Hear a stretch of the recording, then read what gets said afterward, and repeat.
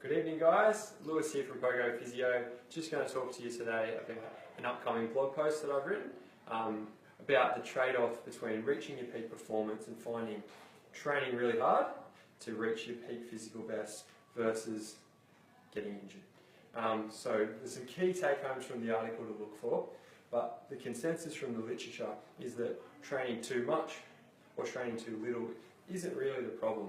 It's about how you get there. So a lot of people have really high training volumes and high training loads, but don't get injured.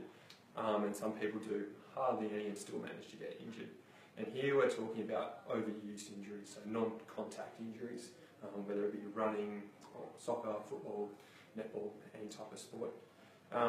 So some of the key things that research is telling us is that the best way to get and reduce your injury risk is to progress slowly. So a 5 to 10% increase has significantly lower injury risk compared to something like 15% or even higher. So a good way to look at your training load is to monitor your weekly minutes. But weekly minutes only tell you how much you've done volume-wise and don't really give you a good indication of how your body responded to it.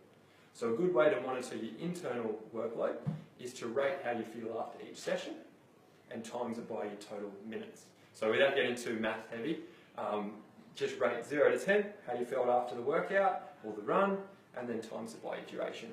That'll give you a good idea of your weekly load and you can monitor it week by week. And we want to make sure that your weekly increases are in that 5 to 10% range.